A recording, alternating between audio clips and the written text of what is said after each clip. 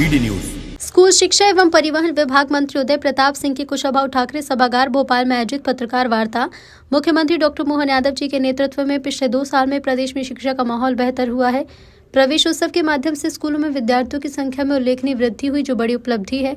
पिछले 3 साल में ड्रॉप आउट दर में उल्लेखनीय कमी आई। साल 2024-25 में प्राथमिक स्तर पर ड्रॉप आउट दर 6.8% से घटकर 0 हो गई।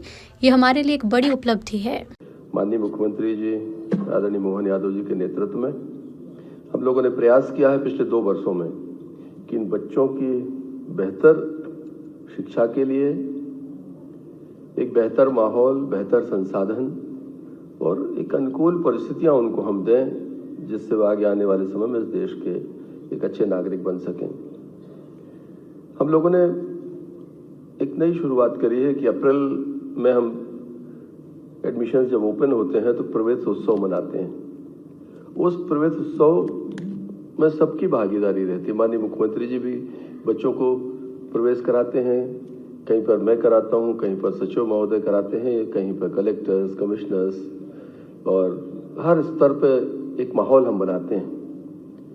उसके कारण ये होता है कि बच्चों को एक निश्चित एज में स्कूल जाना चाहिए, इस बात के लिए वातावरण बनता है। उससे बच्चे, पेरेंट्स अपने बच्चों को स्कूल भेजने में सफल भी होते हैं। और इसके कारण हमारा जो बच्चों का एनरोलमेंट रेट है वो भी हम लोगों का पिछले साल बढ़ा है।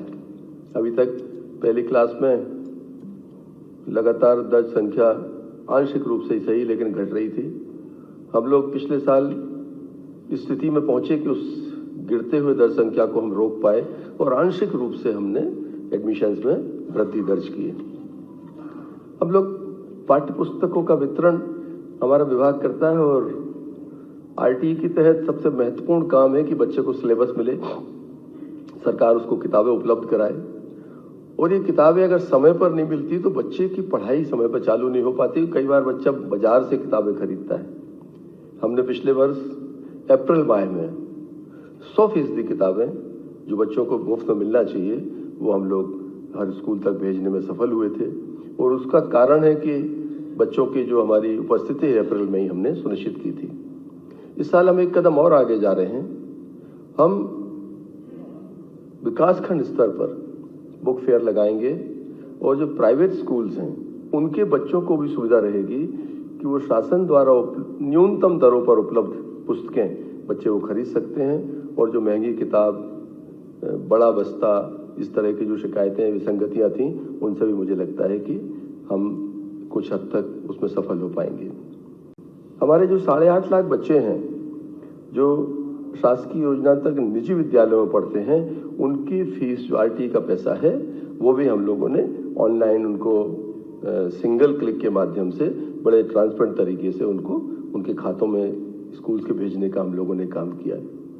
पिछले 3 सालों में मुझे बताते हुए खुशी है कि ड्रॉप आउट में भी काफी कमी आई है। बड़ा एक चुनौती थी शिक्षा विभाग के अंदर स्कूल एजुकेशन में कि बच्चे ड्रॉप आउट होते थे। 24-25 में प्राथमिक स्तर पर जो ड्रॉप आउट दर है वो 6.8 से घटकर 0 पे हम उसे लेकर आए। ये एक बड़ी संतोषप्रद उपलब्धि है।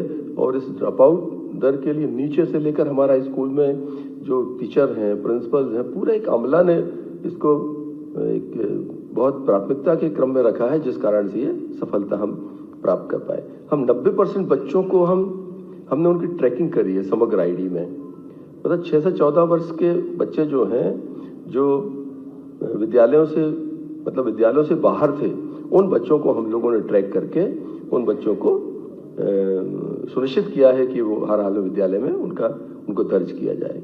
जो प्रोत्साहन हमारी योजनाएं हैं वो भी लगातार हम लोग उन योजनाओं को चला रहे हैं। जैसे पुस्तकों का वितरण है, हम लोगों ने बहुत अच्छे जो पुस्तक की क्वालिटी है उसको इम्प्रूव किया है।